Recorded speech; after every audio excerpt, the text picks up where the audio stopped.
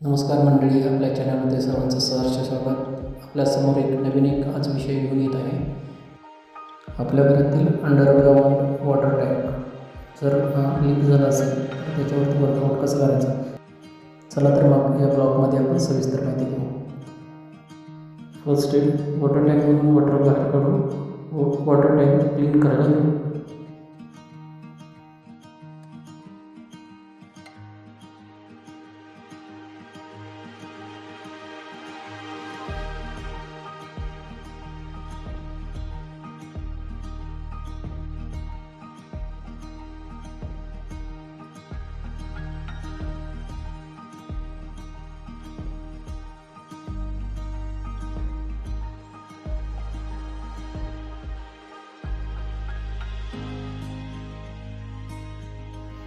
जवळपास टाकी पूर्णपणे साफ करून झालेली आहे.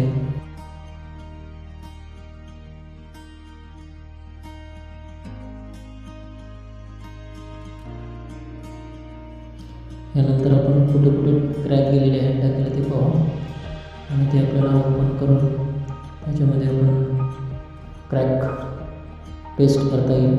पूर्णपणे ओपन करावं लागेल. त्याच्यानंतरच आपण क्रॅक पेस्ट करू.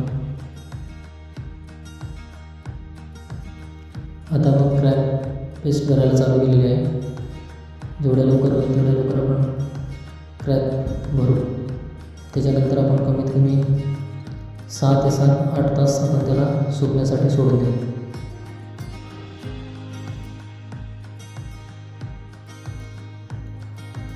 जेवढे खड्डे आहेत ते आपण भरून घेऊ आणि पुढे जिकडे प्लास्टरचे खड्डे आहेत पडलेले आहेत ते आपण प्लास्टर करून घेतलेलं आहे वरच्या सिलिंगपासून.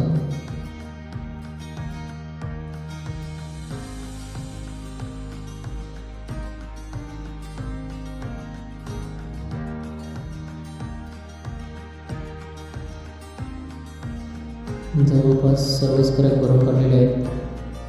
जेवढे होते क्रॅक ते सर्व पूर्ण भरलेले आहेत, पाहू शकता. 8 तास झाल्यानंतर आपण दुसऱ्या दिवशी कलर कोट मारायला घेतलेला आहे. पहिला आडवा कलर कोट मारायचा आहे आपल्याला आणि त्याच्यानंतर 5 ते 6 तास आपण ते सुकण्यासाठी सोडायचं आहे. पूर्ण चारी बाजूने आपल्याला कलर कोट करायचा आहे पेस्टचा.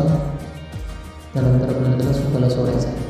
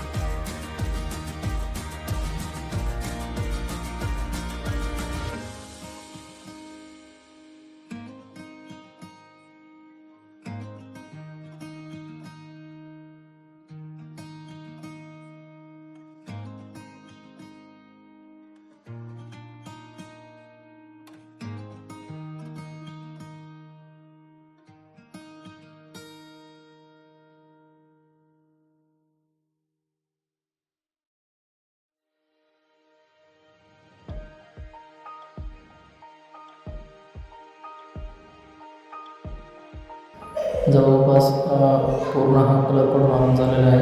आडवा कलर कोट पूर्णपणे मारलेला आहे. आता त्याला आपण 7 ते 8 तास सुकवायला सोडून देऊ.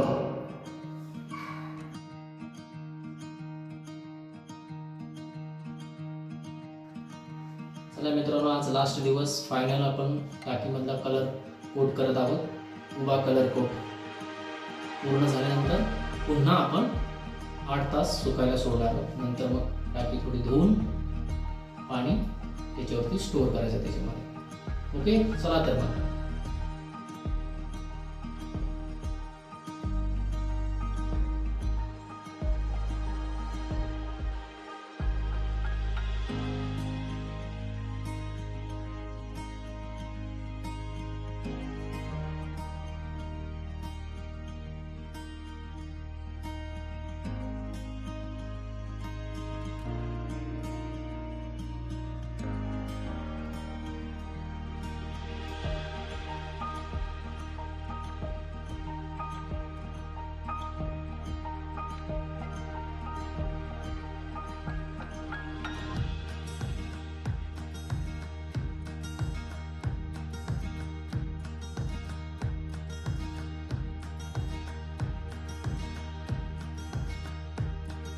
तिसरी स्टेप पण पूर्ण झालेली आहे.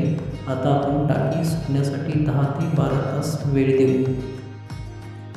टाकी सुकल्यानंतर पुन्हा ती आपण क्लीन करू व त्यानंतर पाणी स्टोअर करू. चला तर मग पुन्हा भेटू पुढच्या ब्लॉगमध्ये. तुर्तास राम राम.